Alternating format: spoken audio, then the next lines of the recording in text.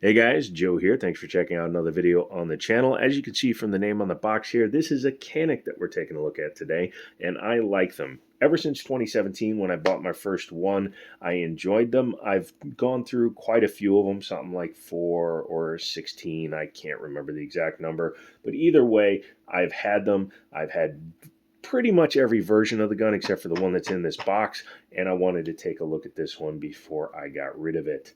Spoiler alert, I'm not keeping this one. This one did come from Middletown Firearms in Middletown, Virginia, so make sure you check them out. I can't link them, but you can always check them out. They will give you good deals, good hookups, and they are very fairly priced.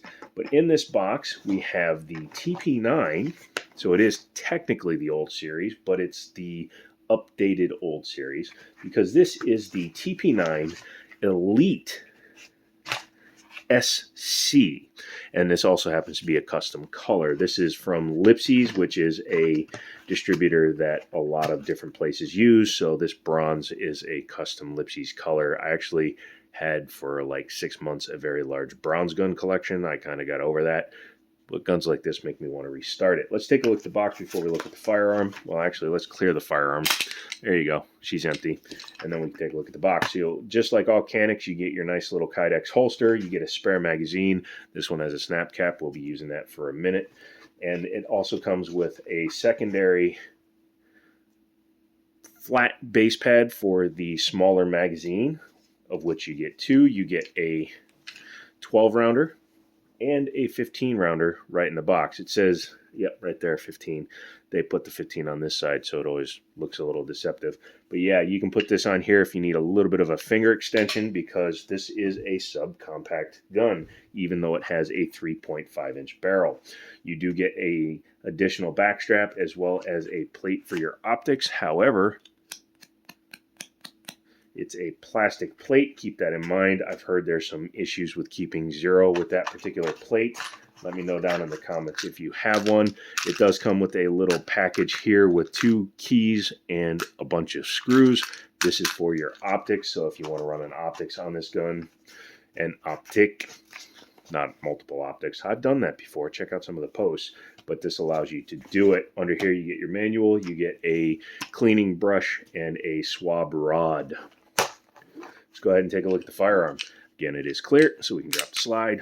Very, very handsome looking piece, 3.5-inch barrel, like I said, and the fact that it is capable of holding 12 or 15 rounds while being this small is pretty impressive. When I said this is an updated version of the original, the slide lock slide release, the extended one, is the newer framed body of the TP9 series. If you go back to 2017, 2018, they had a standard Walther style. This is the updated Walther style, because the Canik TP9 series, and by extension the Meta series, or Mate, however you like to say it, is based on the Walther P99 gun and action. In fact, if you get a DA, it has a decocker in the exact same place. That's like totally not the words that I meant to say, but in the same spot as the Walther P99. Walthers have one of the best triggers. Canik copied that too, thankfully, unlike when Smith & Wesson copied the articulated trigger and it was crap. No, Canik actually did the right thing and copied the trigger. We'll be talking about that in a couple of minutes. Out of the box for $449, which is the street price for this gun, or actually the retail price. I think street price is closer to $400. You get an optics cut gun with a plate and a mounting plate, which is nice. You get a fiber optic front and a blacked out rear sight, which is a very nice picture, especially if you're looking for fast acquisition. You don't need 3 dots to acquire fast. You just need the rear sight to make sure that you have somewhere to put the front sight. And I've seen people shoot really well even without the rear sight being fully, well, on the gun. Again, Honest Outlaw, one of my favorite channels, and he's an amazing shooter.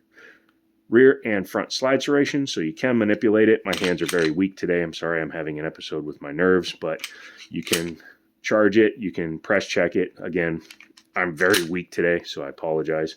You'll have to bear with me on that one.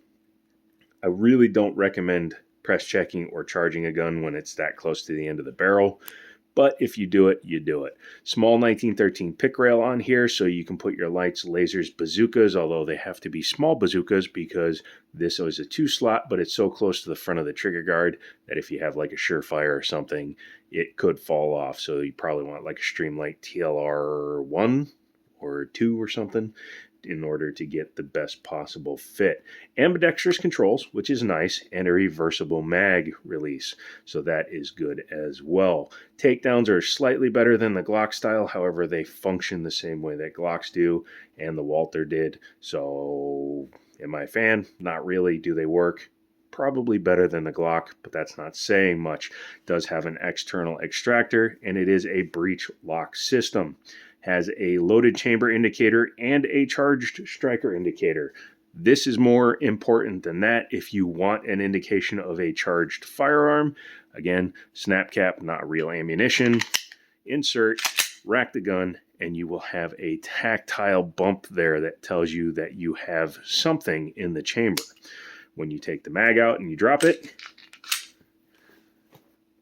your striker indicator still shows charged, even though the gun is clearly empty. So yeah, just make sure that if you want to protect yourself and make sure that you aren't doing something weird, make sure that you feel for the bump. And you can feel it when it's in your holster. So it's down like that. You just run your finger over. You can tell whether or not you've loaded a round in it. I do like that the optics cut. It's cut for, I believe, the shield, and it retains your rear sight. So that is good too, because it allows you to co-witness with your sights if needs be. A little bit of a cut here. It actually has texting in there, made in Turkey, but it's memory notches so that when you're holding, it tells you where to put your fingers. The slide lock slide release is pretty flat, which is good. However, it's still in a position where me with my 6'4" hands, yeah, I'm 6'4", not 5'2", but at 6'4", a lot of times when I'm shooting a gun, regardless of what it is, my thumb likes to rest right there because I'm used to a 1911. You stick your finger right there. But I'll hold my hands like this and I'll prevent lock open. It's not the end of the world, but it is a little annoying to have to then, oh, was it a misfire or did I just stop it from running? Typically, it's me stopping it from running. Very short on the grip angle here, or excuse me, on the grip length. And with the flat base pad, I really can't get my fingers on it. The little finger extension would be just enough to hold it. However, if I were to keep this gun, I would run it with the 15 just because it allows me to get a full grip while still maintaining a small gun.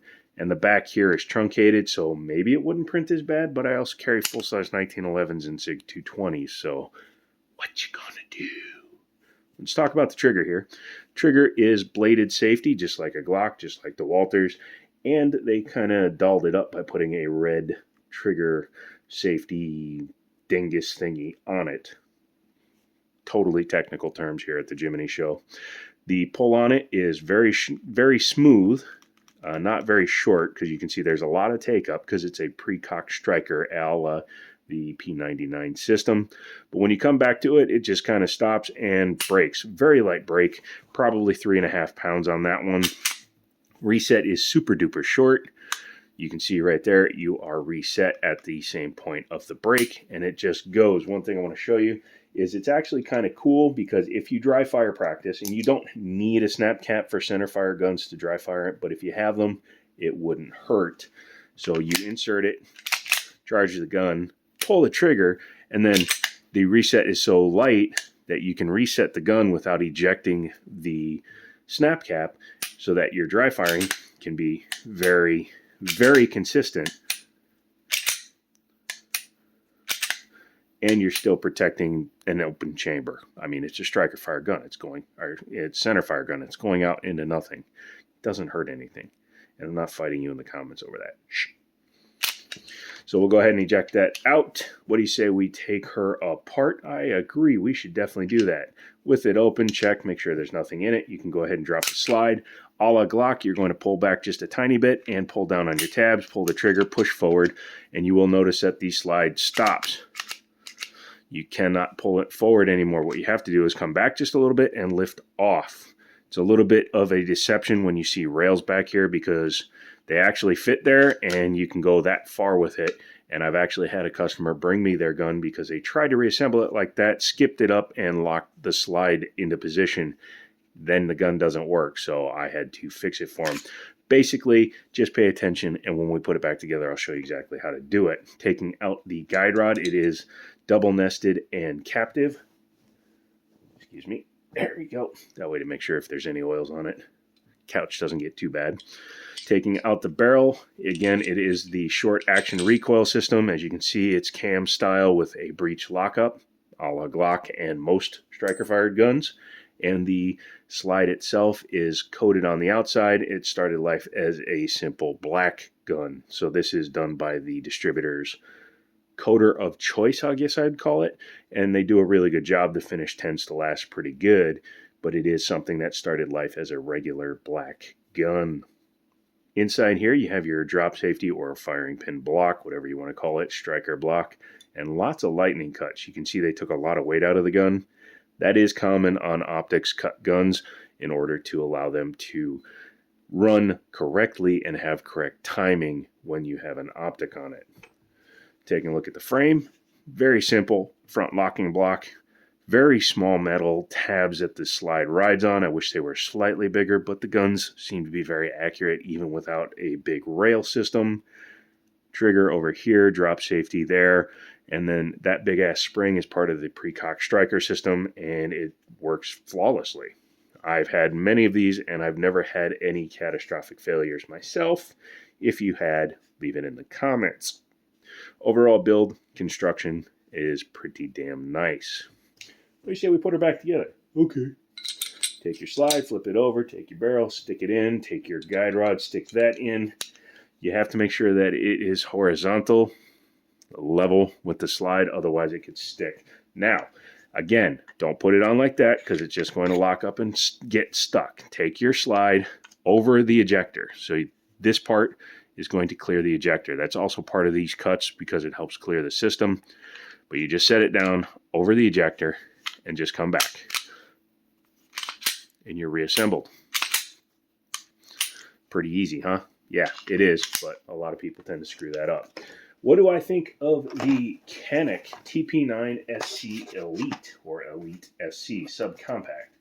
I think it's a pretty neat gun, and if I was in the market for something like that, it would definitely be on my radar, but I'm a full-size gun guy myself. I just saw it for a good deal, decided to pick it up and see what I thought of it, and I thought I'd pass that information on to you guys. So if you want to help support the channel so that I can keep doing stuff like that, because I can't always do that. I had to sell a couple of guns last week, and I had the funds available. But if you'd like to help the channel do this more often, don't forget to get subscribed. Maybe you leave a super thanks. I may reactivate my Patreon page. I haven't decided 100%.